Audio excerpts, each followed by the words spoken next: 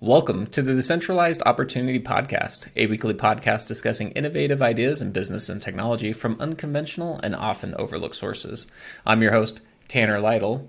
This week, though, Wyatt is not joining us. He is off traveling, but I have a special guest here, Justin Harris from Ass Soap and Hemp Farm. Hey, Justin, how's it going?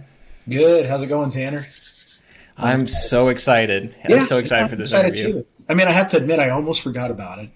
That's because we had to reschedule. Days, being your own business, and we just keep getting hit from, half a dozen emails of things I didn't expect to have to do today. And then, oh, shoot, when you sent me that message to make sure I wasn't having technical difficulty, I literally had to make a U-turn and come back home.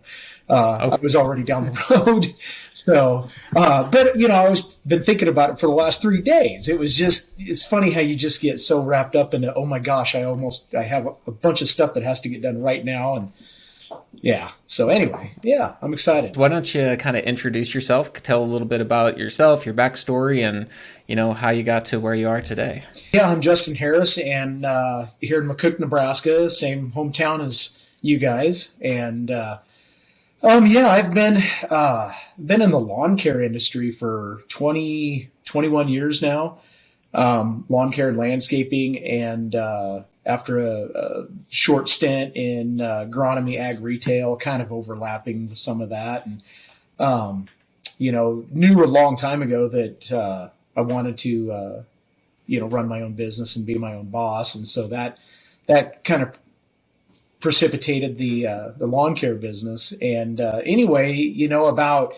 I guess it's 2023. So, like 4 years ago, the CBD business was really kind of taken off, and I guess there was a lot of allure to it because it was it's kind of like marijuana, and so I kind of got really interested in CBD products and cannabis and what it was good for, and so when it looked like Nebraska was going to get its own hemp program, then we really got excited and met some really cool guys from Colorado, and I was looking at our little acreage out here. We've got 15 acres, just a little under 15 acres, about 2-3 miles outside of McCook, and I had started a sod farm out here, and it was kind of tough growing sod out here. I mean, we don't have the best place for it, but it was just, I always look at these opportunities like, okay, so now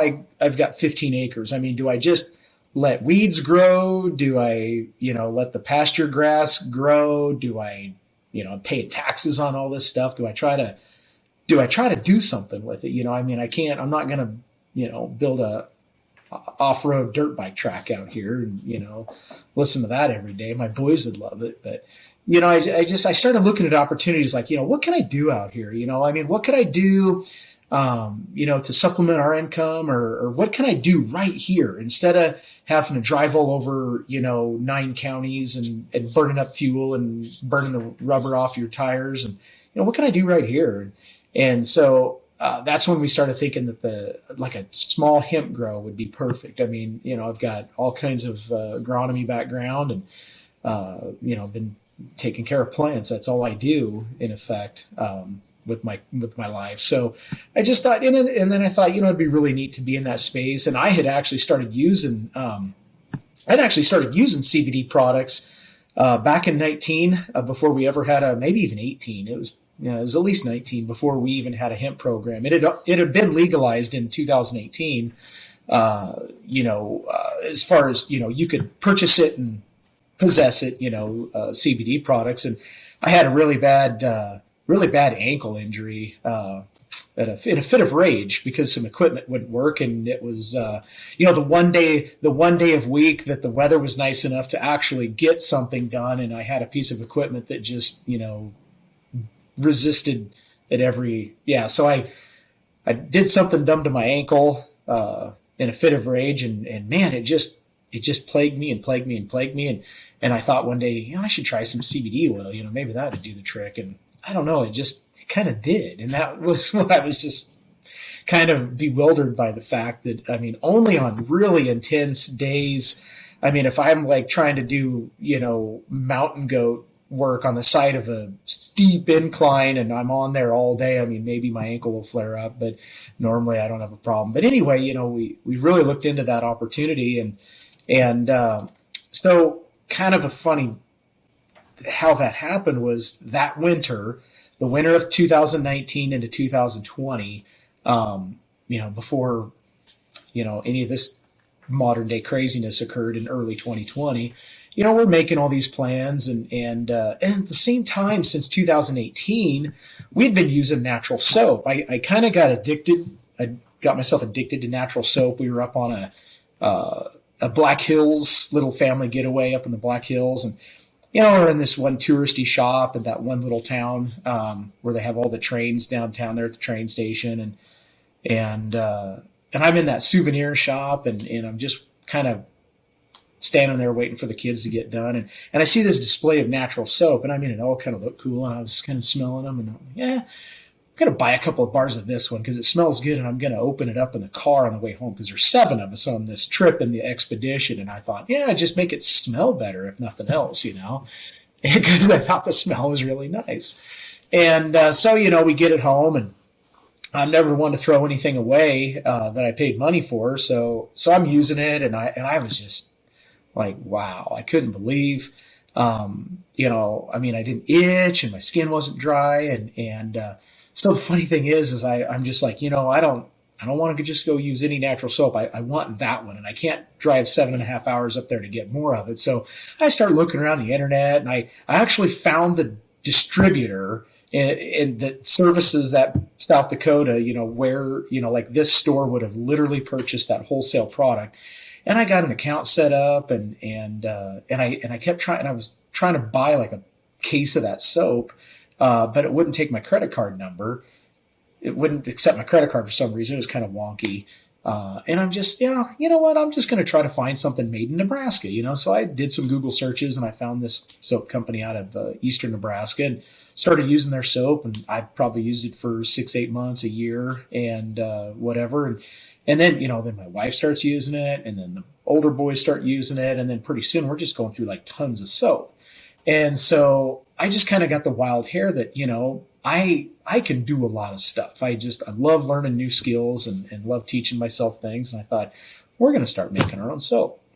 So, but I'm not going to make like soap like everybody else. I want to make soap with hemp seed oil in it because I want to promote the hemp business in Nebraska. I want to promote the hemp industry, not just CBD. I want to promote, hemp hearts for our healthy diet. We want to promote hemp seed oil for healthy skin care and also diet. I want to, want to promote the fibers and the textiles and, the 25,000 different things that you can do with hemp. So I thought, we're going to come up with our own recipe. I spent the whole winter, I downloaded books and, looked into the chemistries. I looked at a lot of different places, a lot of different processes, a lot of different ways you can cheat the recipes and do different things. And so I kind of spent the whole winter doing that and came up with this really good recipe and a way that we could use that hemp seed oil so that it really came out in the soap, so that it really gives you that luxurious, lotion bar, moisturizing your skin kind of effect. And so we were going to do this. And then we're all sitting around going, okay, so we've got this soap and we're going to start our little hemp grow. And at the time, the whole kind of CBD business was falling apart because there were all the states in the country were now coming out with their own programs. It wasn't just Colorado and California anymore. And the price for the commodity was just falling right out of the bottom. I mean, the price just, there was no bottom to the price. And it got to the point where the day that the licensing opened up in the state of Nebraska on their website, I really contemplated whether we should even get a license because it looked like hemp biomass, CBD hemp biomass, was going to be so worthless I wouldn't be able to give it away because there was just exponentially too much CBD hemp being grown for the CBD industry.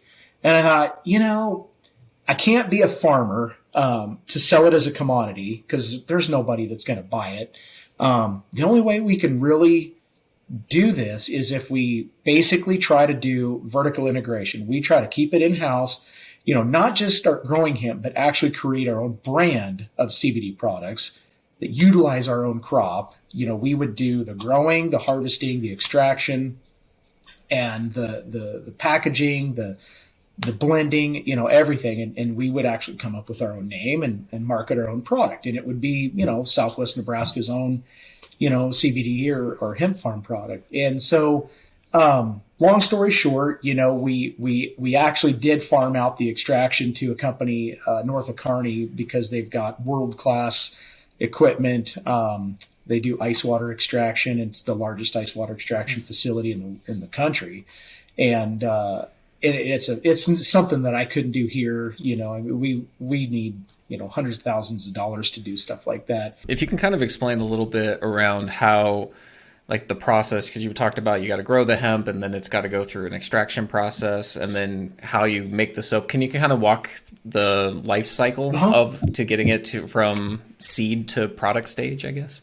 Yeah. So first we have to, in January, get a license from the state of Nebraska.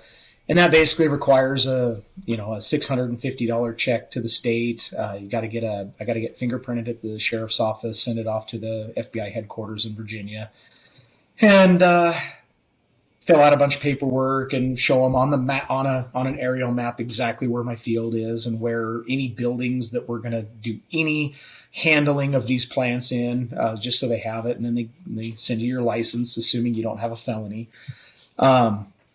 We'll get our seeds from a reputable supplier out in Colorado. There's a lot of hemp growers out in Colorado. And the one that we've been buying from the last 2 years was actually out here in 2019 at the McCook Farm and Ranch Show, Satsang Farms out of, is it Salida? I always mix up Sedalia and Salida. It's Salida, Colorado. But anyway, so we get feminized seed from these guys, and we start our seeds in the. And what's feminized seeds? So feminized seeds is, and I should probably know this a little bit better, but in the breeding process the year before, what they do is they spray these plants. Okay, so hemp cannabis, so cannabis sativa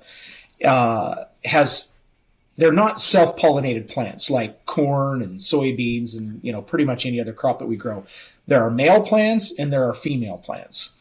Okay, the female plants are the ones that have the flowering parts, and those are the ones that we want to grow CBD. The male plants, all they have are pollen sacs. So they'll have this little ball that grows right underneath the petiole of the branches, and then when it's time to pollinate, those little sacs, they just pop open and they just drop pollen everywhere. And so the main thing is if you don't buy, they always said, if you buy from an unscrupulous seed supplier, you're probably going to get a lot of males, and don't buy cheap seed because it's probably junk and it's probably going to have a bunch of males. So what they do is when they're crossing those plants, because most of these strains are like a cross, they'll cross a male with a female, and then they spray them with some kind of concoction. I can't remember what it was. And what it does is it actually, because those seeds, every seed is genetically predisposed to either be a male plant or a female plant. By spraying those cannabis plants with this solution, it actually makes all of the seed feminine seed, and it won't produce any male seed. So for 3 years in a row, we bought from a corporation the first year. I don't even really want to go into that. It was kind of like, well, they got all these promises and partner with them. And like I said, it goes back to 2020. You had these Colorado companies. I mean, I was getting mail every day from some company in Colorado. They're selling seed, they're selling fertilizer, they're selling, this, they're selling that, they're selling machinery, they're selling clones, they're, we're here for you, all that stuff. And I just, one of these gals called and she was really nice on the phone and really helpful. And we just kind of had a really good rapport over the phone, never met her in person, but that's where we bought our seed the first year. Of course, then they got bought out by another corporation out of California, and then all their deals went south and she was gone. And ever since then, I was like, I just want to work with small family farms, small family businesses, privately owned companies, things like that. But so we get the seed, and it's feminized. We start them off in the little peat pots in our little starter greenhouse. And then when they're, about 6-8 inches tall, we'll go transplant them out in the field. We'll put our polyplastic down our drip tape, and then we'll go measure off all of our holes, and I'll poke my holes by hand, and then we stick the transplants in the ground. And then after that, they basically take care of themselves. We just, turn the drippers on for 12 hours, 1 day a week. And they're very drought tolerant. Like I said, the plants pretty much take care of themselves. And, So it's a pretty manual process to get them all planted. Yeah, it's a lot of bending over. I mean, there's ways to do it. If you're, and we're talking, because it's funny, like even today, anytime somebody wants to talk about hemp farming and they know, about us, they'll say, well, how many acres do you have? And I'm like, 1/6 of an acre. We don't talk acres, we talk plants. I farmed 300 plants. We did 650 our first year. In the last 2 years, we've done like 300, 350. But it's like, we don't talk about acres, we talk plants. I grow this many plants, not this many acres, because, and I've never really sat down I've sat down and kind of done the math, but gosh, if 50% of the people in my community were consuming CBD on a daily basis, I could probably grow everything that McCook would need on 1 acre. So we grow the plant. We grow them organically. We don't use synthetic fertilizer. We don't use chemicals, herbicides, fungicides, insecticides. I freaked out my first year because the corn rootworm beetle from across the road was just like stripping up my leaves. And, they're over there across the road spraying their pivot with, insecticides for the rootworm beetles. And I'm like, geez, are these things going to like eat me out of house? If they strip up all my photosynthetic factory, I'm not going to be able to grow a plant and so I put out pheromone traps, like little sticky pheromone traps to try to catch all the rootworm beetle adults. And, cause they're kind of stripping up the leaves. They chew up they never really did anything, but other than that, like I said, it's a pretty easy plant to grow. Hemp's been growing right out in our road ditches for 80 plus years since the end of World War II, and it hasn't needed any irrigation. It hasn't needed any insecticides. It hasn't needed cultivation or planting. The stuff just keeps growing and growing and growing. It is so resilient. And that was another thing I just, was just kind of amazing about the plant that I just love. It is so resilient. So then we get to harvest, and with the state of Nebraska, what we have to do is we have to tell them, we have to submit a report. There's several reports I have to fill out throughout the year, but the big one is the pre-harvest report. I have to send them a report with all my information on it, and it says, this day is my anticipated day of harvest. So I got to give them 30 days notice, and then from that day, they have within 15 days of my harvest date to send a guy out from the state to collect samples for the state. So they'll come out on that 15 days exactly from my anticipated harvest date, and he'll take all the samples, put them in a bag for every lot. If I have 2 strains, I have 2 lots. If I have 4 different strains, I have 4 different lots. They each have to be sampled individually per strain. So 1 sample per strain, or 1 sample per strain per field. So they send those off. It takes 5 days for us to get the samples back. We have to pay the state for the sampling and for the testing. And, obviously they don't tell you the results until you've paid for it. Cause, if you had a failed crop, you'd want to save that money and not pay for it, if you knew. So you got to pay for that. And then you find out if you're compliant. So we've been compliant 3 years in a row. Not really even close. We can have, 0.3% Delta 9 THC or less. So if we're 0.31% Delta 9 THC, we are non-compliant. It's not very much. And I think all 3 years we've been like 0.2. We've been about a 0.1% below the limit where we can be on THC. So then we're down to we have 10 days to harvest. After all the bells and whistles, we have 10 days to harvest. And all 3 years we've done it, it's taken us about 4 days to get everything harvested. And those are 4 really hard days. It is first thing in the morning. And for some reason, all 3 years, it has been, we get like those land hurricanes exactly when we want to harvest. And so 2 of the 4 days, we're hauling plants into the building to strip them because the wind's blowing too much to even be outside. The sky's brown, full of dirt. It's just craziness. And and the way we did it our first year was different than the way we've done it the last 2 years as far as harvest, because the first year we actually harvested our crop, 650 plants. We hung them about 4 to 5 plants deep from the 14-foot ceiling down to the floor so that everything's suspended. We took up about 80% of our big shop was just hanging plants. The house smelled like pot. Everything smelled like pot, because we're growing cannabis. This isn't like some kind of a freak cousin, industrial plant, versus marijuana. This basically is the same thing as marijuana. It's just a very low THC bred marijuana plant, because there is no genus and species differentiation between marijuana and what they consider industrial hemp.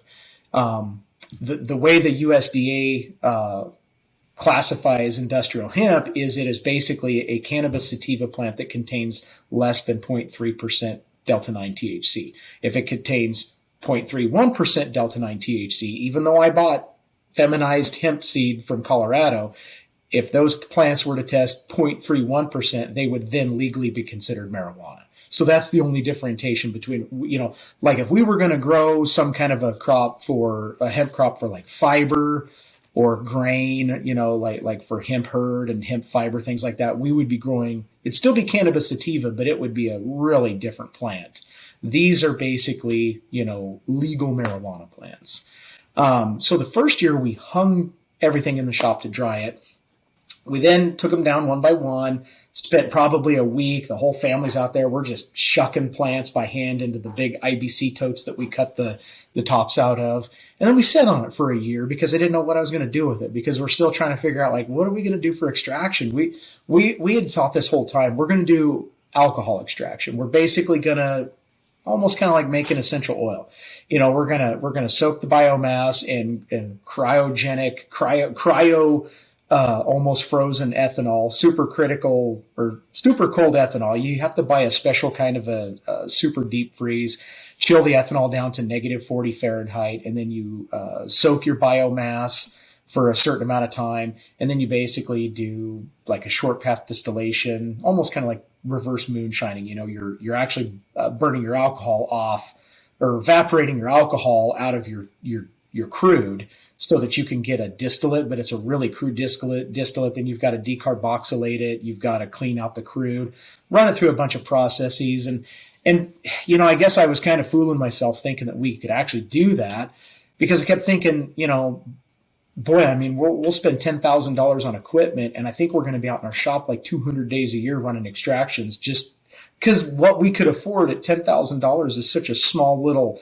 It's like the smallest, rotavap you can buy, the smallest short path distillation kit you can buy, and I just thought, I don't know, maybe we're gonna have to do something else. So about that time, Sweetwater Hemp come calling.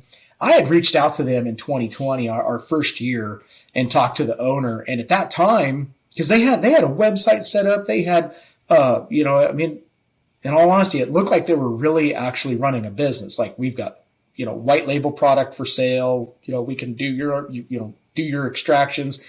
And I called the owner, and he's like, yeah, all of our equipment's still in Canada because of COVID and lockdowns, and the border was locked down. There's no freight coming in. It was just crazy. So they were a year behind everybody else. And so it was 2021, summer 2021, and one of the guys from Sweetwater called us and said, hey, have you done anything, you guys do anything on your extraction? So I'm like, as a matter of fact, I'm not. And I've been kind of kicking this can down the road. I got this crop sitting here, and I don't know what I'm going to do with it. It's kind of stalling out this whole, coming out with our own branded products. Yeah, let's take a look at what you guys are doing. And so what they were doing is something totally different. Instead of doing like hydrocarbon extraction, so the most popular methods of taking your CBD biomass out of the field after harvest and taking it to an extractor is you're either going to do like a hydrocarbon extraction, you're going to do an alcohol extraction, or you're going to do a supercritical CO2 extraction. Now, this is for like mass quantities. This isn't for like little boutique. There's always rosin pressing. There's bubble hash. There's ice water extraction, which is bubble. They're basically making bubble hash at Sweetwater Hemp. And then they take our bubble hash. So they use reverse osmosis ice water in these specialized like stainless steel mixing tanks. And they throw all of our biomass in, and we're basically using temperature and friction to cause the trichomes that are on the surface of the sugar leaves and the flowering parts to basically just fall off just detach themselves. They'll settle at the bottom. They, separate everything out, sniffed out the bubble hash.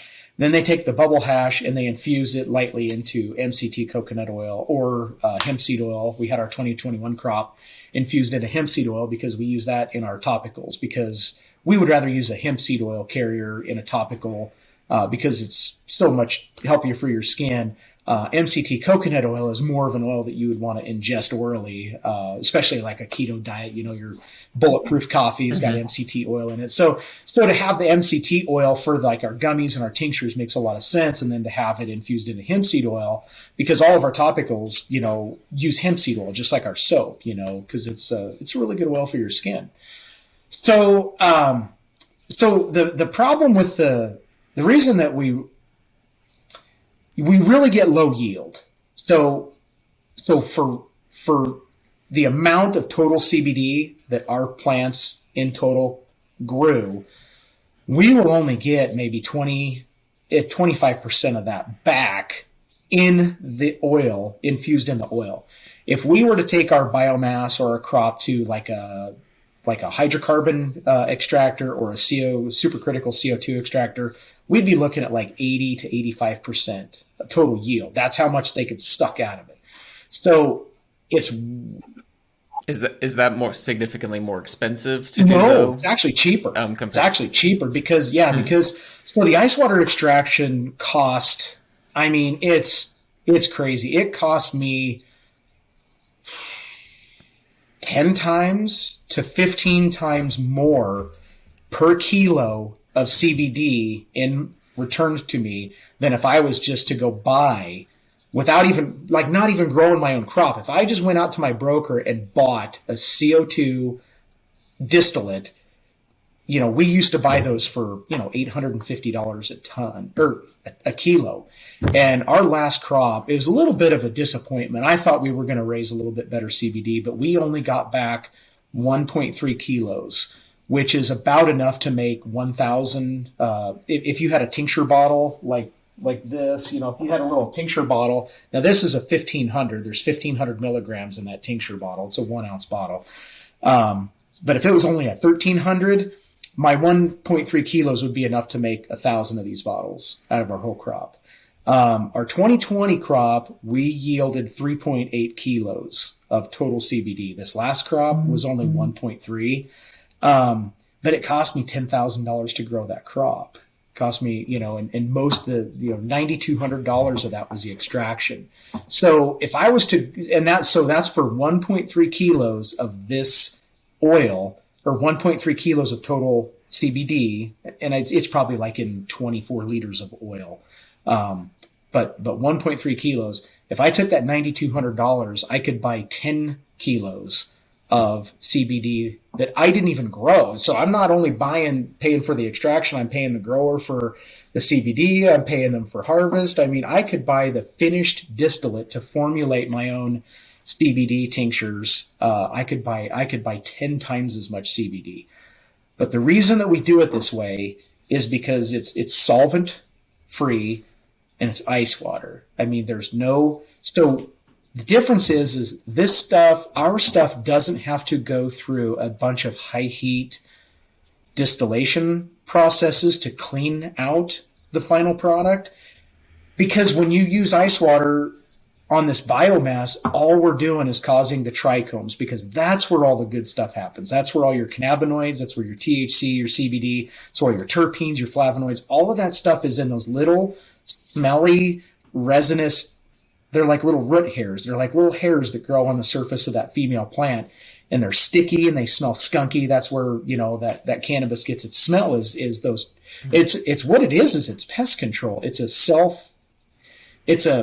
Those trichomes put off those kind of nasty odors on the cannabis plant because it repels insects. That's part of its own preservation method. And so, but those terpenes are also really good for us. So if you go on our website, you can pull up my COA. Usually there's a little sticker. It's got a QR code there. I think I need to print some more QR codes. You can pull up our full panel test, and it shows the top 12 cannabinoids, what's in there. It shows all the terpenes that are in there. And, you can look up the terpenes. I mean, every terpene is different. Some terpenes have an anti-inflammatory, some are antiseptic, some are calming, just all kinds of things. It'll show the mycotoxin test. It's got a heavy metals test, pesticide test. And so you can see how clean this stuff is. But the main thing is, when you take your biomass and take it to a solvent extractor, it's like it just breaks down the whole plant. I mean, you're taking chlorophyll out, you're taking wax and lipids and all kinds of gunky stuff that you don't want with all those solvents. And it's not so much that the solvents are kind of hard on your final product, but it's the high heat processes that it has to go through to then clean it up. So see, where we skip all that, our product is just potent with terpenes and flavonoids and minor cannabinoids, where the solvent extracted stuff really isn't. I mean, I can tell a difference. When I consume our CBD gummies, I do feel the calming effect. I mean, I do feel, like our loaded gummies, they are below the 0.3% Delta 9 THC, but our loaded gummies, they have almost 3.5 milligrams of THC. If you take a couple of those, you can kind of get a little high. And, not that that's the point, but it's just, that's how calming it is. I mean, you could take, 2 or 3 of those gummies. I mean, really wind up on the couch, watching Netflix all night. 'Cause it's like, that's just all it's like, I am just chill. I don't have a worry in the world. I'm just going to sit here and just veg out for a while, and worry about tomorrow. Yeah. They really, Yeah, I'm reminded of it's a lot more pure. I recently went down a rabbit hole learning about cooking oils and how they make them, and how industrialized, like you're saying, all the high heat, how they make seed oils in particular, and just ultimately how bad it is for you and how much inflammation. Yeah, like canola oil. Yeah. I used to think that, just looking at the mono polysaturated fat or polyunsaturated fats and the saturated fats, I used to think canola oil was really healthy, but wow, canola oil is one of the dirtiest oils there are, between all the pesticides that they use on the canola, and it's basically like a chemically induced extraction to make that stuff. Like your virgin olive oils are about the best. I mean, that is just taking a seed and squeezing all the good stuff out of it, and there it is, and those are the kinds of oils that you want, not the chemically extracted stuff. So that's kind of what ours is, like that's a good analogy, so like our CBD extract is kind of like the extra virgin olive oils of the world, of the CBD world. And then like 98% of the rest of the CBD market is like your canola oil or your vegetable oil, which is, the soybeans, and that's all chemically extracted and stuff like that. So there's definitely. Yep. And you touched on like being more organic and stuff in your process too. And I noticed on your website you're talking about like regenerative farming and things like that as well. Why are you going that route compared to the more traditional way, like your neighbors and stuff? Well, so I think that the hemp farm kind of got us going down the organic road in the first place, because, we knew right from the get-go that if you're growing hemp for the CBD business, it's got to be organic. If you want to be reputable, I should say that. If you want to be reputable and produce something that people are going to take orally, and they're going to use this for medicine, for ailments, and they're going to use it like that, Those COAs that we have, if we were dumping, insecticides on there and we were using, herbicides and stuff, the hemp plant is a soil remediator. If you've got a dirty site, like if you've got an industrial site that's the soil's full of heavy metals like mercury and cadmium and just stuff like that, hemp is what you would plant to pull that stuff out of the soil and clean that soil up. There's no other plant that'll pull that kind of crud out of the soil. The hemp plant it'll extract that stuff out of the soil, good or bad. If you could use hemp to clean up a site like that, but if you were growing hemp, you would want to grow it in clean soil. You don't want to be putting pesticides on it, because if there's any pesticide residues that persist in the soil, that plant's going to take it up and hold it, and it's going to come out in your final product. So we knew right away that we need to grow this organically. Now, and here I am. I mean, I've got a bachelor's degree in agricultural sciences from the University of Nebraska. I spent my first, 7 years post college in the ag business and an ag retail business, and all I did was, check fields, write, fertility prescriptions, check weeds, recommend applications for insecticides, herbicides, fungicides. I mean, I spent my whole world in these chemicals. And then I started my lawn care business, and it was just kind of more of the same thing, only we're doing it for aesthetics. But the chemistries were all the same. The methodology is all the same. The mode of actions are all the same. And we are really good at it, because I got a really good background in it when I started in the ag industry. And so I've always been a proponent of ag, and I still am today. I mean, I am trying to be a huge advocate for our area farmers and ranchers. And we're doing that through the Wild Ass Soap. And we can touch on branding. So how did you come up with the name originally? For it all? Yeah, and I was surprised you hadn't asked that. So I figured you would at some point. So that winter of 2019 and 20, we got this good soap, we got to share it with everybody, this is going to be so much fun, making soap. But man, we got to come up with a name. Like, it can't be something lame. I mean, we're kind of I'm not like the craziest guy ever, but I like to have fun, and I don't like to take myself too serious. And so we've got these two miniature donkeys, and they've kind of been, the little mascots of our little farm out here for like 7 years now. I think they're 7 years old. And we're thinking about all these different names, and like Bad Donkey Soap Company, and, kicking around some stuff. Cause I'm telling my wife, we're like, kick this around for months. It's like, it's got to be something like, when people hear it, they're going to remember it. That's how we came up with Wild Ass. It's like, yeah, we can use like an image of a donkey. So it's not technically like a wild ass from Africa. But I thought, yeah, cause like, to me, that's not vulgar. Cause I always go back to like the Big Ass Fan Company. I mean, they got big ass fans at the state fair buildings. They got big ass fans up at the fairgrounds, and Big Ass Fans is on Facebook. They advertise. It's just, I'm like, well, they're Big Ass Fans, and they've got their logo is the butt end of a donkey, like he's looking back at you, and I'm like, we'll be that Wild Ass Soap Company, which is kind of cool, because we're not trying to take ourselves too seriously.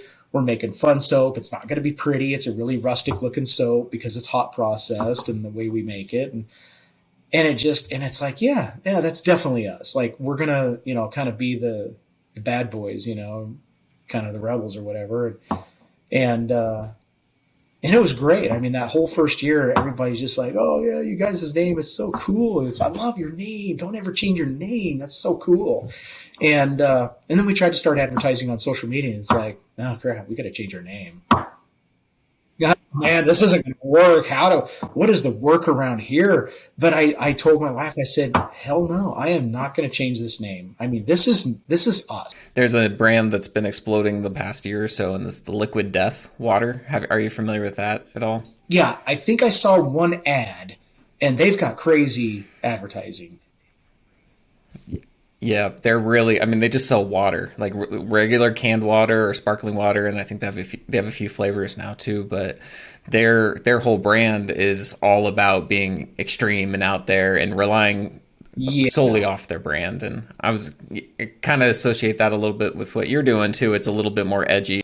Well, yeah, when you compare us to when you compare it to like that or like that one candle company that's like, have you seen that candle company that's like very offensive, like this smells like gut rot, whatever, and I think your brand allows you to yeah, stand out. I don't think it's about. I don't think of it as offensive or anything, but it is a little bit more of that kitsch and yeah, edgy, and trying to be a yeah. little bit more expressive that It's way, just a and little it's bit make on it the make. edgy side of the middle, I mean, but it's not like way out there. Mhm. Um, but yeah, like But you're saying, yeah, a lot of yeah. challenges with monetization through like advertising, and I would guess your SEO is a little bit harder to get. Well, I feel what we've got is we've got multiple problems that they're like intersectional.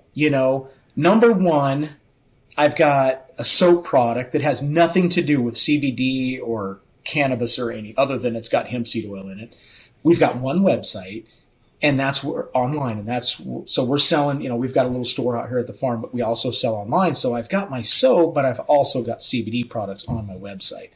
And when I try to do Google ads, I get multiple problems. I get things like some kind of a redirect. Like, to me, in my non-computer brain, because that's really what I have, is a very low computer IQ. I used to think I had a pretty good computer IQ, but 20 years of working outside and not doing computer stuff, you kind of lose everything you ever knew.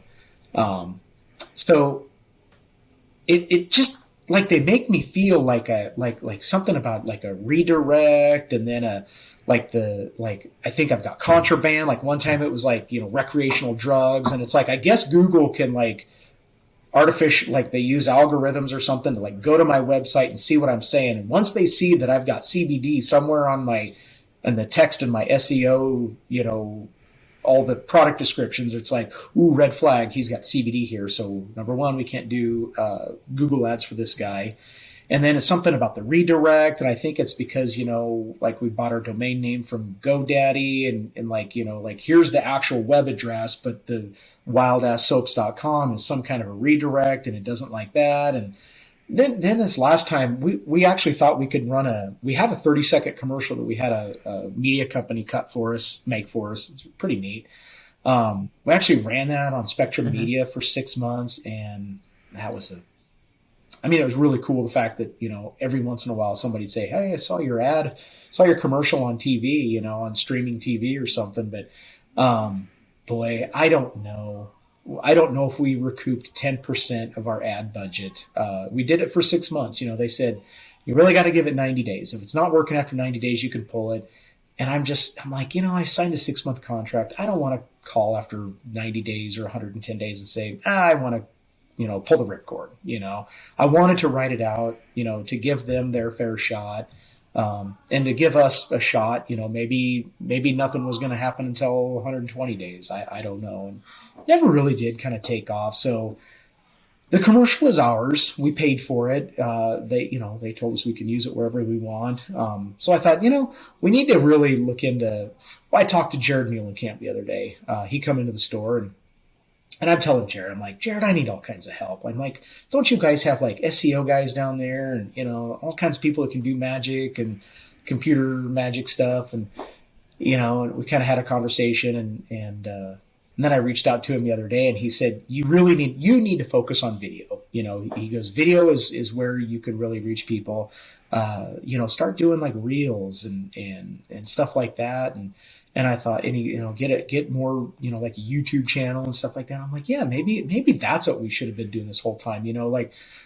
Just doing stuff in the soap shop, like how we make our soap, or, any event that I don't know. I mean, you got to make something that's interesting enough to have somebody keep somebody's attention to see it if they find it on YouTube. But, so I uploaded this 30-second commercial, and I thought, I'm going to see if YouTube would accept this, let us run this ad. And I didn't know that YouTube uses Google Ads to run their ad program. So, because then the second I click like start, keep going on this process, it pulls up Google AdWords. I'm like, oh no, we're back to Google. These guys, they've been pooping up. Yeah, they've been pooping all on the me for same. 3 years. I'm right back to square one. And I just like yesterday, I just want to beat my head against the pavement because it's like, I don't know what to do. And I'm terrified of working with companies that, like they got some office in Denver, an office in Omaha, and, and it's like, they don't know me. They don't, like, I don't know. I've reached out to Marshall, my old high school buddy, because he's got I don't know what Marshall does anymore. He's got some computer business. He does databases for bank software or something. And he used to have his own website business. And I used to buy my domain names from him and out in Lincoln. And I even asked Marshall, I'm like, Marshall, who the heck do I talk to? Like I just don't know who to trust because I just feel like everybody, I couldn't find anybody to work on my website. And then one of my customers said, oh, try our guy out here in Lincoln. And I tried that guy. And I don't know, I kind of see, I was willing to fork over $2,500 to, update a couple things. And I just kind of felt like, I kind of wish that $2,500 would have gone a little bit farther. Not picking on anybody's prices because I don't know what it's worth, but, and I'd ask that guy, like, what would you do for marketing? Because all of a sudden I had a bunch of people coming at me from 3 different directions. Like, you should do some marketing. Here's what we recommend doing. And unfortunately, all 3 of these entities had a completely different marketing plan. It's so I couldn't even compare apples to apples and prices on prices or who I trust and who I don't trust. It's like, man, there's like 3 completely different methodologies to this marketing plan. I don't know which one's going to work. And so we went with the one. And the thing that really sold me on it was the fact that they were going to send a film crew right out here to McCook and they were going to make a commercial with us in it, not just some, stock actors and stock images and whatnot that another company out of Texas was going to do. And I thought, that'd be good because I'm like a lot of people nowadays. I want to know where my food comes from. I mean, I buy my meat local. I buy my animals local. I know who's raising my animals that I eat. I want to know more about where my food comes from. It's like, wouldn't you want to know where your soap comes from? Like the family that's, making and stirring and cutting and putting on the drying racks, like, a family made that soap and they literally do. So I thought that and they thought that it was like, we want to sell you guys, not just your soap, your soap's good too, but we want to sell you. And I thought, so we went with that. And like I said, I just wasn't even close to happy with the results. And it's nothing against them or personal. I just think it was maybe the wrong marketing tactic, This week I did a class online with a guy and he was talking about very similar things. And it's like how you clearly have a product that people love, but you need to find the right distribution method in terms of like marketing to where they are. And I would imagine probably most of your customers aren't really watching TV, in many ways. You get that printout and it's like, oh, we were on some gardening program on HGTV at 3:34 in the morning. And it's like, well, and I kept saying all along, I think we need to be marketing on social media and people are like, oh, social media is dying. And, but everybody says different things. And that's what I say. It's so frustrating and it's so hard to know what to do. And that was another, like Jared also said, he goes, it sounds like you're doing a lot of wholesale. Wholesale is like that would be a steady revenue stream. And it has been. I mean, we have sold a ton of soap through Gary's Superfoods 4 grocery stores out west here. And I just love it. Because a lot of our national competitors are in Walmart, and it's like, I don't know if that, they're going to sell a lot of bars at Walmart, but Walmart's been the ruin of a lot of businesses, a lot of small businesses, because they dictate to you what you are going to sell your product to them for. You don't get to tell them how much it costs you to make it. And well, and it goes well with you with what you're saying. You like more things local. Gary's is a local store, so kind of building your distribution channel off that. Kind of the 4 channels I wanted to tell you real quick was, he talked about first one was, basically advertising, like click-based advertising. So like Google AdWords, things like that is a big one. SEO is kind of the number 2. 3 is direct sales, and then 4 is virality. So, kind of picking your and you can kind of focus in on one to start and kind of branch off on others, or just kind of test and see where you're going off of. For you, like I feel like advertising in more traditional media, newspapers, television, radio, things like that, you're not going to get your core customer off of that, because I know quite a few people who use your product, and you have I mean, it's a wide demographic, but in also many ways they share similar characteristics. So really understanding where they spend their time and focus, can really help you on those things. But again, so much of your stuff is around that local. So selling specifically to the local community, I see you when you're at the Farm and Ranch Expo. And we have a lot of fun doing those things, and I think that really ties into pursuing the wholesale. Because I really do like that. The last couple of years, especially 2020 was a tough year for small businesses. It just not to get political or anything, but it did kind of show us that you were safer as a corporate entity or a very large business than you were as a small business. And then we saw a lot of issues with smaller businesses really struggling. And I thought, we did have the opportunity. We have a lot of opportunities to get ourselves out there through Grow Nebraska, our Grow Nebraska membership. And one of those opportunities last year was there, through them, we could get on Amazon, and we could also get on the Walmart marketplace. I think that's what it's called. It's like their version of Amazon.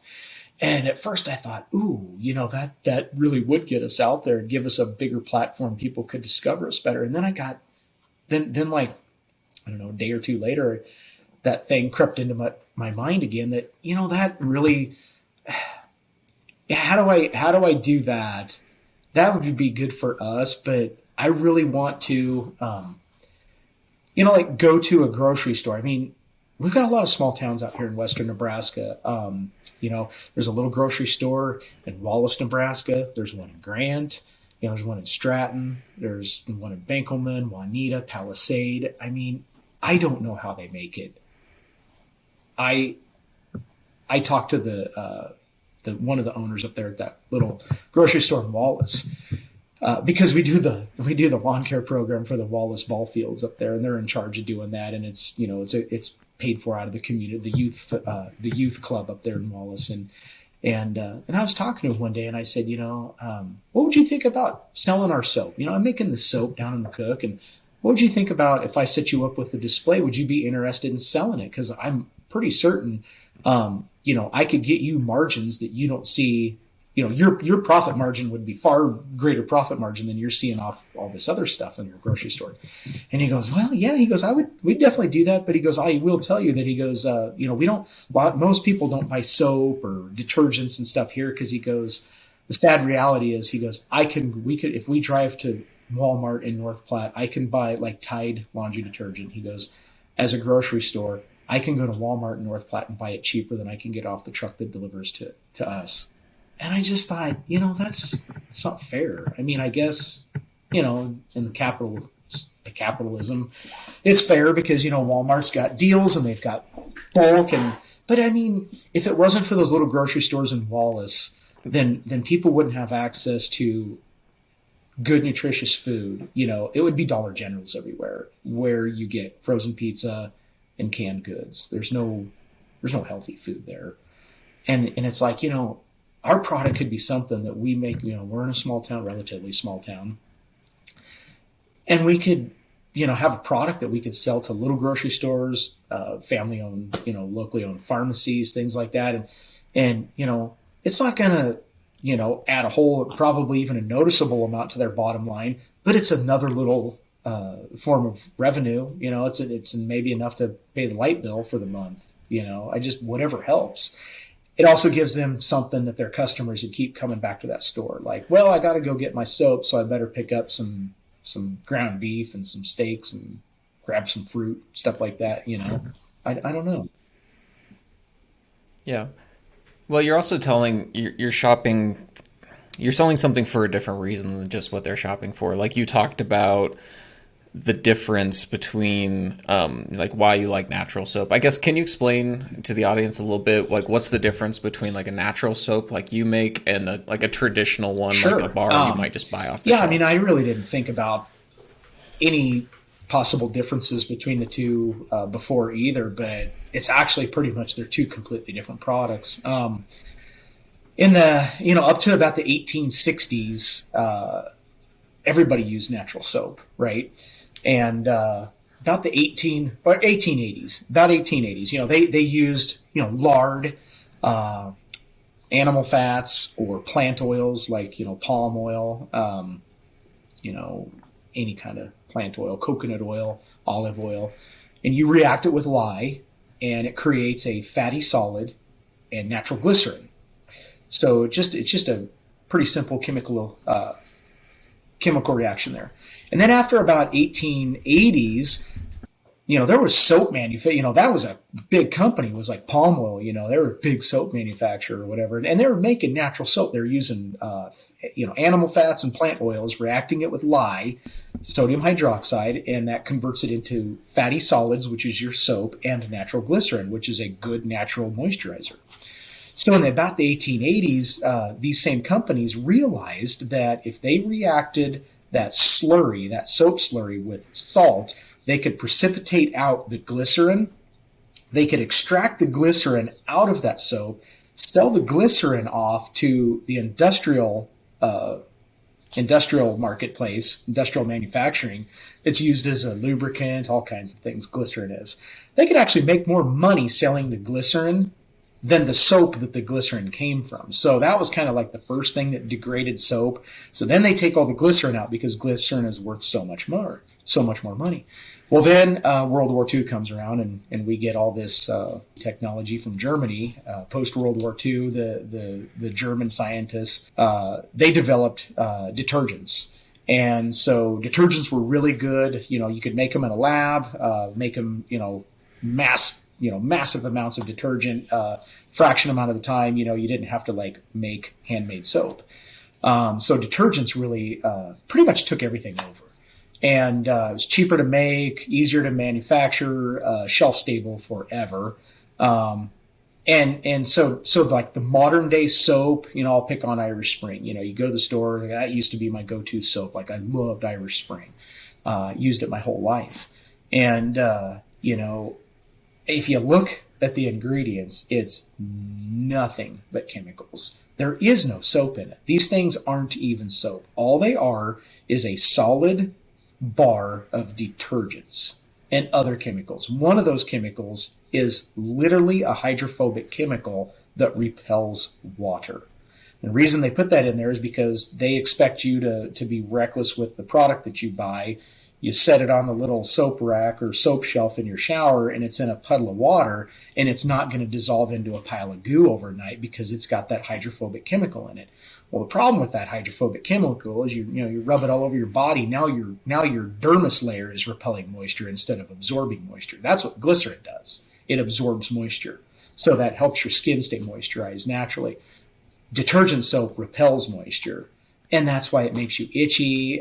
It's why it makes your skin dry out because you're never able to absorb that moisture. So that's really what the big difference is it's because literally that stuff is not defined as soap like Irish Spring or Dial. That is detergent. It's not. We call it soap like we call any copy machine a Xerox machine, or it's one of those terms, I can't remember what the word is. You use some term, we call everything that we rub on our body soap, but not everything actually is soap. Only a fat or an oil that was converted to fatty solids via sodium hydroxide or lye is defined as soap. That's the only thing that can really be claimed or be called soap. So I would imagine most people don't want that negative effect, and if they really understood, because honestly I didn't know that. I didn't either. coming into this, if you can get that message out to them, because we want good skin, we don't want itchy skin, we want what's best for us, we want what's best for our family. If you can get that just a little bit about education and show them why they should care, Man, like the price difference is I nothing. mean, I kind of wonder It's nothing, if right? I would have had that epiphany, like if I would have known that when I was 25 or 35, like if I would have just had somebody that I trust point that out, like, hey, buddy, that's not actually soap. It's just a bar of chemicals. And that's why you itch every night. And that's why you use like a bottle of lotion a month or a week or whatever. If you use natural soap, it's a lot better for you and it's cooler. And I probably would have thought, yeah, I think, maybe I should try that. I mean, I was like in my 40s. I was in my 40s before I ever tried natural soap. I mean, why in the heck why did it take so long? And the thing that was going through my mind when I was still using that other soap company before we started making our own, I forget, I should have mentioned that. Like the first thing that I thought, man, I should start a store in this town just so I could sell natural soap. That was my first thought. It was one of those see a need, fill a need, moments. It's like, oh, I could start up a store and we would like sell soap. And I thought, no, that would never fly. And then the next thing was like, well, why don't you make your own soap? Once we started doing that, I thought that's the thing though. Like I was sitting here going like, well, maybe I should start selling soap, but I don't have a store. Like I got to get massive quantities of the soap to McCook so that I don't have to keep shipping, like 10 bars at a time. Like if there was a store in McCook that just had like a huge variety of natural soaps, man, that's where I would go get my soap. So that's when I started thinking like, we could do that. We could be the people that make all the fun soaps and make really good quality natural soap. And then we could go out and figure out some kind of a distribution system where we distribute the soap to this network of retailers all over the Midwest or a lot of the High Plains. We are kind of stretched out. I mean, we've got some sellers down in Texas, and then we've got some, right around in Nebraska, kind of scattered around up into the Panhandle. So we'd really like to get the wholesale out there to Colorado, South Dakota, Kansas, get some more in Texas. Mm-hmm. But we do have a lot of fun going to shows. I mean, we do the 3 farm shows with the Dales. We'll be going down to Texas here in March. And then we'll be at Hutchinson, Kansas at the State Fair Park there for their Kansas show. 2 weeks later at the beginning of April, and then we'll be here in McCook in November. But we're trying to pull back on our, trying to get to a point where we can get away from the lawn care business enough that, maybe we could actually do the Nebraska State Fair, like actually have our own booth. But that's a 10-day minimum commitment, not counting going down and setting up and tearing down and, probably 2 weeks almost. We had an opportunity to go out to Vegas to the Plaza Hotel, had their own Cowboy Christmas event during the NFR. I mean, those are the kind of events where I feel like we get right in front of our crowd. Everybody's in Vegas for the National Finals Rodeo. I mean, where better to have Wild Ass Soap, Wild Ass Soap Co. set up where, we've got names of our soap are like, Gambler, The Hell I Won't, Captain Jack's Bay Rum, Wild Heart. I mean, these are all names that kind of like play into, agrarian, like farm ranch lifestyle, Western, sports, rodeo, stuff like that. Mm-hmm. So that's part of trying to get out there, just to get in front of our crowd, the people that we think, I mean, it's anybody. I mean, anybody, around McCook is using our soap. It's not just people that are tied to the farm and ranch community, but, that was another one of those epiphanies that we had about our soap. When we first started, we were just doing plant oils like everybody else. Our main recipe was olive oil, coconut oil, and then we react those two oils with the lye, and then we add in shea butter and hemp seed oil after the saponification has occurred. And so we super fat our soap. Instead of putting in the base oils, more oil than the lye, because you have to run a lye calculator when you make soap. You have to make sure that, you're going to, you have to weigh out all your oils and fats, and then you have to weigh out your lye. You have to weigh out your water, make your lye solution, and then you react it. It's it's just like chemistry. You don't just start pouring stuff together. Everything has to be measured out precisely to get the proper chemical reaction. So we super fat our soap with those extra oils. And at some point in 2000, 2001, I just thought, why doesn't anybody make soap with lard anymore? I mean, like everywhere you look, and this is not picking on anybody, but it's just it's a really astounding fact that I just can't explain, because all of the natural soap makers out there, any of the ones that are popular, and I'm talking all the big brands, I mean, every single soap maker out there is making soap with plant oils only. Nobody's using animal fats, and everybody's got the little, animal cruelty free product, vegan, and it's like, and I'm not picking on anybody's diet. Whatever diet's good for you is good for you. But I just thought it was weird that 90% of Americans are still meat eaters. That's a fact. You look it up on Google, and I'm like, why is every single popular soap company like anti-animal fats? Because that's kind of what they're doing. They're anti-animal fats. And I thought, maybe we should start making soap with lard. And then we started making soap with beef tallow. So that was the really big kicker. When we did that first year at the state fair, we had 5 of our lard-based soaps and 2 of our vegan soaps. And after 11 days we got there, all of the lard soap was gone and almost all of the vegan soap was still sitting there. And that was when I went, oh,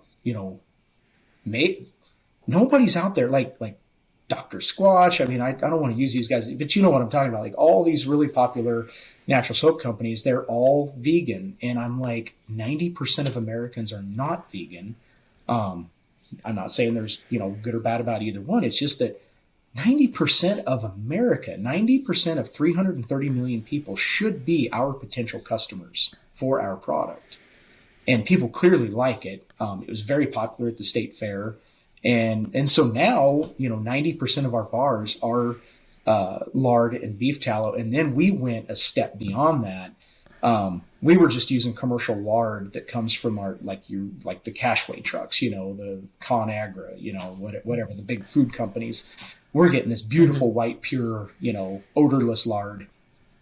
And then, we're kind of going down this road of, we're really, really kind of merging into this community of, regenerative ag, direct to consumer, meats, your farm raised beef, direct to consumer thing.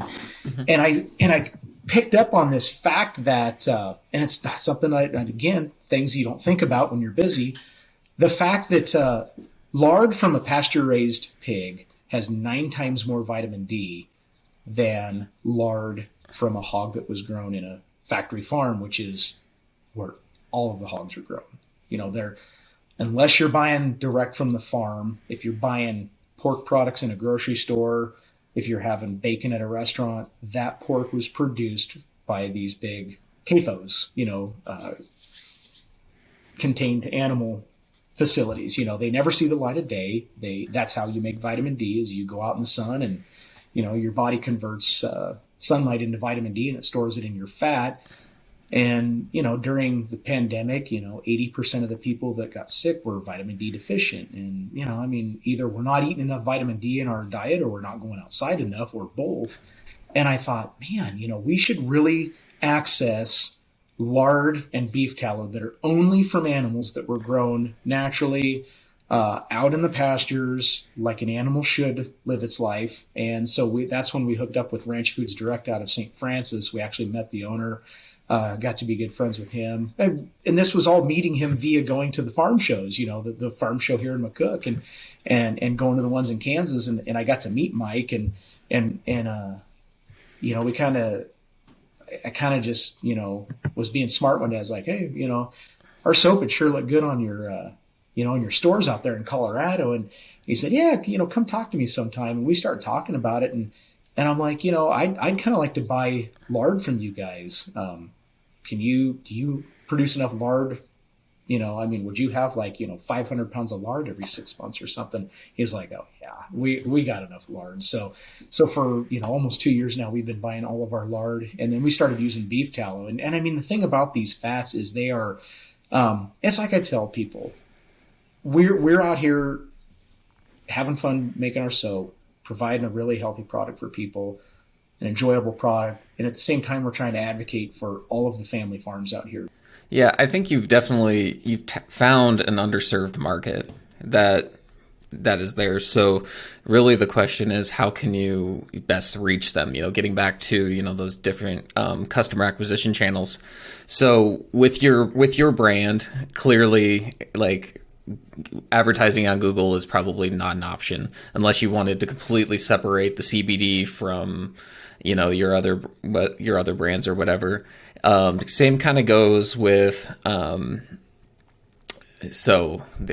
were they? There was AdWords. One second here. I'm sorry. Yeah. So SEO was the other one. Sorry, I'm just trying to remember. That one you also might have similar challenges around. I mean, you could probably, I'm sure, especially with how prevalent like hemp and CBD is aggressively done online, that's probably not the best way.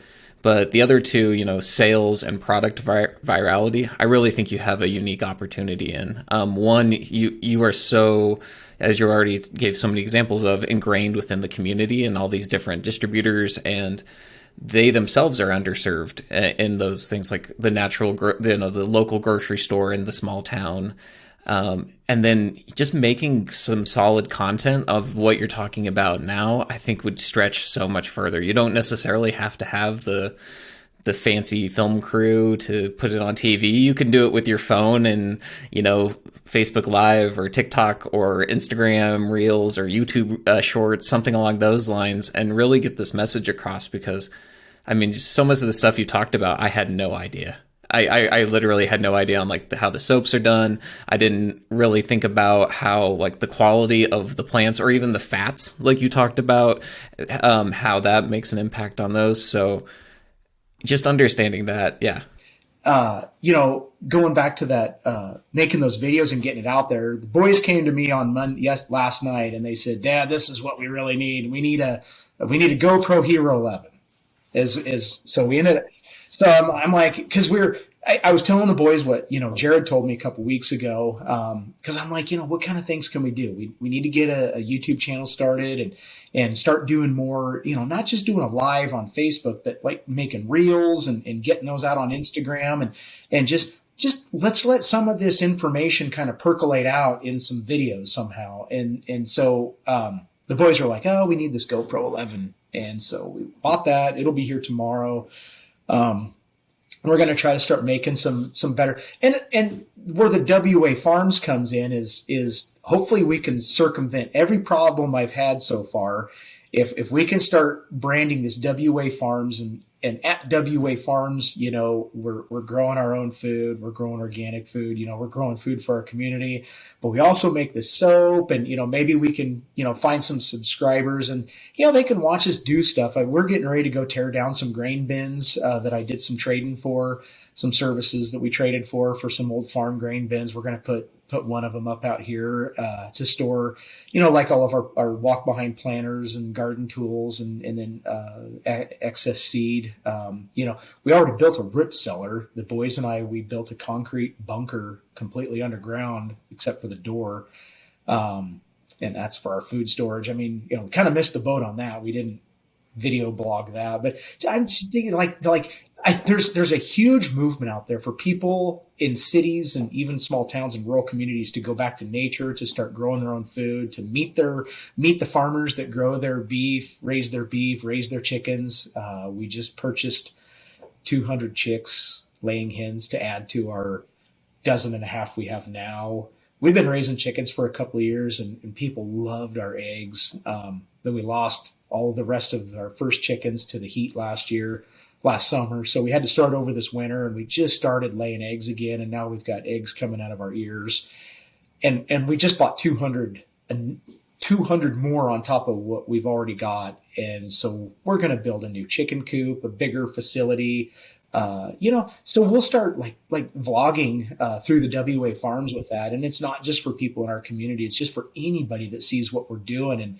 And I kind of want to get to people, what I've learned in the last couple of years, listening to, functional medicine doctors, regenerative farmers, about how we can solve a lot of our energy crisis, and fertilizer availability and synthetic fertilizer cost. We can solve a lot of that by going back to nature, using using, certain crops to put nitrogen in our soil, it can be done.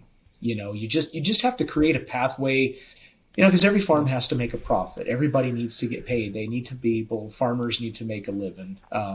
If they can break away from the commodity system and go into raising actual food, just that's like, I grew this, I will put it on your plate and you can eat it. Like nothing these guys really grow fits that bill. They're growing ingredients for processed foods.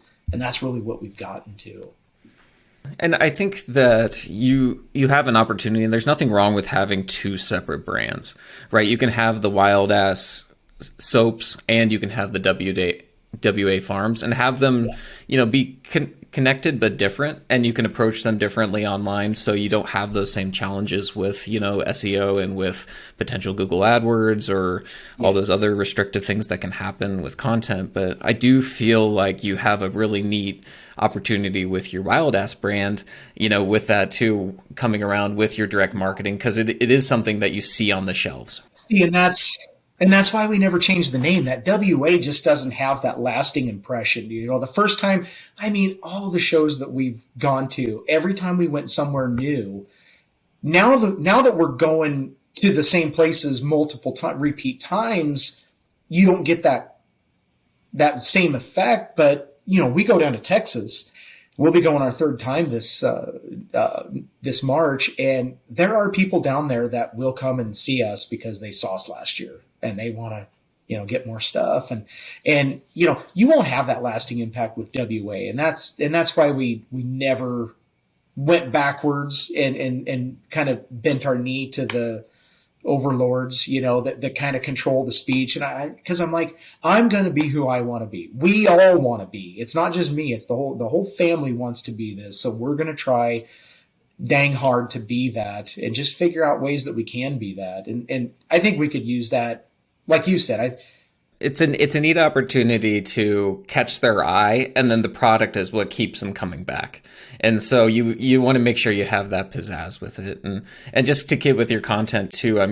Everything that you do is very much you yourself learning it, doing it, executing on it, and just living and breathing it. So I don't think that your marketing should be any different, and that it should be very much you focused on doing it. And even if you have to hire out certain things, let's say like how the website needs assembled, it still should be very much you putting it together in the sense of like, this is what it's going to say, this is the message it's getting across, this is who we're targeting for it. And I think once you really start getting your voice more into your marketing and things like that, and really putting yourself out there, I think you're going to hit that next level. Because like I said, this whole video thing's going to be, it's either going to be horrible or it's going to be a lot of fun. But Wyatt, my oldest boy, he's 20, he's 21, going to be 22 here pretty soon. This is what he wants to do. I always told my kids, I never expected anybody to stay in this business. We'll be fine without them. They can leave at any time, but everybody wants to stay together. They want to stay here on the farm. They want to do this thing together.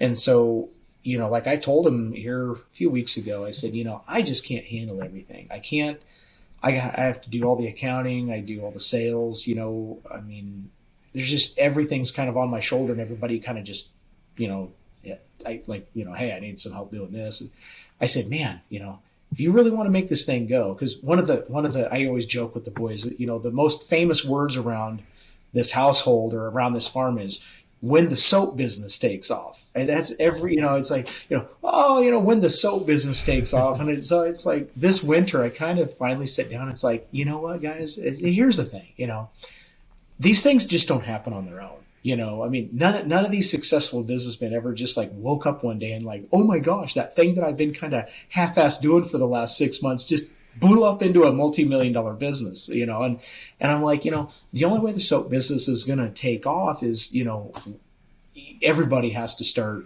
chipping in, and I don't mean like, punching the time clock and then sitting around, grumbling about, how long till lunchtime. I'm talking like you guys are going to have to start working on the, you got to start just helping me out, in your free time, prioritize your free time. And so Wyatt, he, I I kind of do our own label. I make our own labels, and I do a lot of our own social media imagery and stuff. I use Adobe Illustrator. And so Wyatt, he went ahead and downloaded his own. He's got the whole creator suite. He's got Photoshop, Premiere.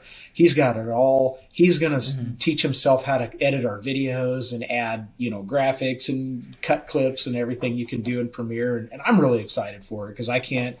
I can't wait for him to, if he really does truly enjoy it and get good at it. I mean, holy smokes. He could be a real asset to the business, just being our video editor and content creator, because I struggle. I mean, our content's kind of getting a little old because it's like I'm old and I'm out of ideas. And it takes me if it takes like a guy that's been using Illustrator for the last 20 years, if it takes him 5 minutes to create something, it took me 5 days to do it. And that is just not a very good use of my time. Mm-hmm. Yeah, it's a really unique position that you're in where you can have your whole family kind of help you with all of it too. So that's really special. It's nightmarish most of the time. Oh, really? It's great when everybody's got a good attitude and things are going good. But man, when one thing, it's like you're around these people all the time. They never leave,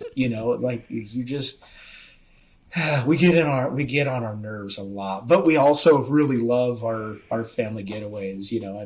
We'll go down to Texas and hang out for 5 days down there and see all of our old Texas friends at the show and the people that come and help put the show on. It's kind of like you got your own little Texas, like Wichita Falls friends, and we all have a good time. We get on each other's nerves on the car ride, but when we're there, everybody's having a lot of fun, and it's allowed us to meet some really, really cool, really interesting people. But yeah, it's definitely cool. And it's like I told the boys, I said, you guys are kind of in those formative years. I mean, it's like right now is when you need to be learning, absorbing new skills and trades and things like that. And it's like, if this is what you're going to do, you're going to have to it's not just like being a soap maker. Like you got to have a job. Like you got to be the content creator. You got to be like the salesman. Like you're either going to need to be a really good sales rep or a good content creator, or you need to get into the IT business and help, because I freak out, being the IT guy. Somebody the other day messaged me that she couldn't get her account page to load. And I'm just like, oh my God, it finally happens. It finally happened. Somebody like the WooCommerce went down and I have no idea how to fix it. And these people are like in China that run all their programmers are in China or whatever, or Japan. And I got to call them at 3:00 in the morning. I mean, that's like my worst nightmare, but it turned out it was just, whatever, she got it to load after all. But like I told him, it's not about just being part of the soap business. Like this is your opportunity to utilize this business in a real world sense, because none of them, the older boys, they did not want to go to school. My senior can't wait to get out of school. They're just not school kids. They're just ready to go out into the world and start doing something right now. Yep. And I think that's great. I mean, I really think there's opportunities in that. Even when I was in high school in the 90s, it's like, oh, you have to go to college because that is literally the only way to be successful. And I, for the last 25 years, witnessed an awful lot of people being awfully successful that didn't do that. So, yeah. So I guess my final question of the night for you is, there's someone out there, maybe they see an underserved market and they have a solution to that problem and are looking to start their own business. What are, some of the 3 main points that you would want to hammer home to them in this whole journey that they might be starting themselves into? So like if I had to go back and do it all over again, what would I wish I would have known, kind of a thing? Or what is that grand advice? Like, don't, you're going to start here. I would do this. I would avoid this and watch out for this. The number one thing I think I would say is, is don't think that, I think so many people think that when they start their own business, it's going to be, I can do whatever I want whenever I want. Mm-hmm. And I've seen so many businesses, and of course those are businesses similar to mine, like our lawn care landscaping business. I think people think, I can just come and go when I please, and I can do what I want when I want. And it doesn't happen that way. The number one thing is don't expect to make a really good wage, at least for a while. You will do so much work that you can't keep track of. It can be frustrating and it can burn you out. But I think the one thing is like I said, to be successful, you really have to work hard in this economy, you have to work hard for everything. Nothing's going to be given to you. And so you have to be willing to work night and day, 7 days a week. At least that's my opinion. Maybe some people have, managed to make that work without doing that. But I think it doesn't always have to be like that. But don't get discouraged when, you can't just come and go when you please, or, I decided I didn't want to work this week and instead I wanted to go take a trip or something. But I definitely think that, you would also want to maybe take an assessment of, what you're good at and what you're not good at, and then kind of apply that to I don't think anybody ever really knows everything that they're going to need to get the business going. With this soap business, I didn't think that, the marketing and the website was going to be just such a thorn in my side. But I think what you have to do is you have to look at what you're good at and what you're going to need help with. And then maybe find, or at least, find those people first that you may need for the things that you're not going to be good at, if you can even fully understand the things that you're going to need, if you have a good idea. Because one thing we haven't really figured out is just like working with these grocery stores. When I first went to Gary's, I'm asked, I worked at Hinky Dinky in high school, in the 90s, and we had a storeroom, like I don't remember the trucks coming all the time, right? But see, Walmart really polished that just-in-time management system.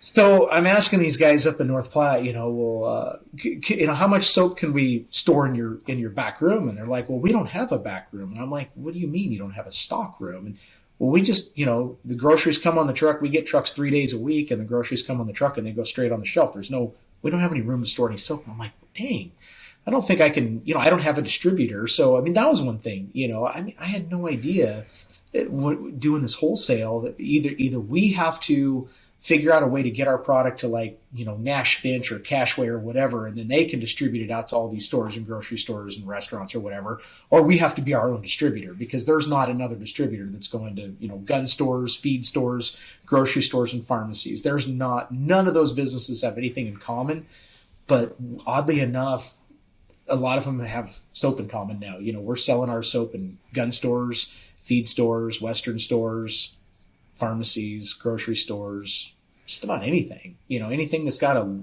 loyal local customer base, side of the road stands. We sell our soap at a little junk jaunt kind of it's right on Route 66. It's so cool. It's right on Route 66 in Shamrock, Texas.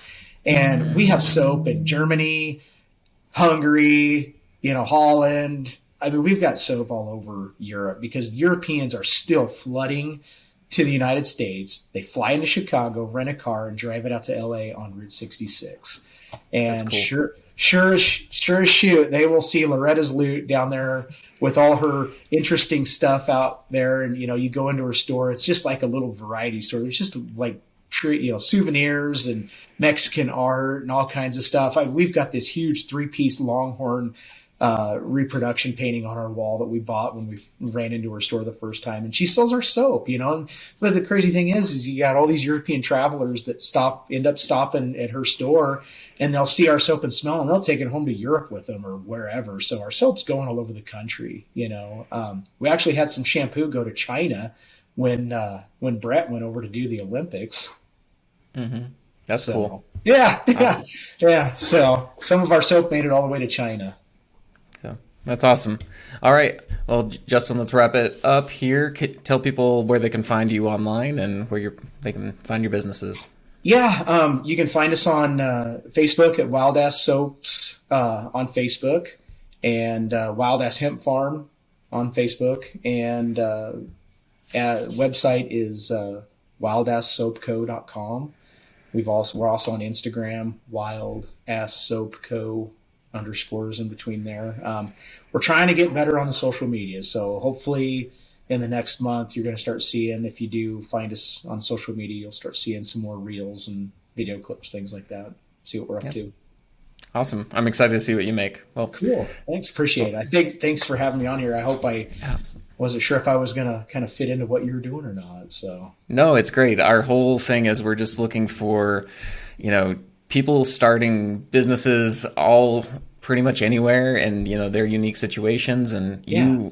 you shed some really neat light on, one, just how challenging it can be making a product and trying to get that out to people, but also just how to actually grow your own product. It's not like a piece of software that you write and you throw on the app store or something. You're literally making, growing, producing your own product. It's so cool. It's fun, and that's what we want to do. And if there's anybody that watches this podcast, if you're like an independent, if you're working from home and you're like a contractor doing search engine optimization, or you're an AdWords expert, or you could help us, be like, that's the kind of person that I really want to find. It's somebody out here that wants to live in rural America and that they can help us work on our website. It's like, hey buddy, I want to tweak a couple things. Can you go in there and tweak it for me? I mean, that's the kind of relationship I want. I just don't want to work with like a big company that, I'm like assigned some rep that'll be gone in 6 months. I want to find some guy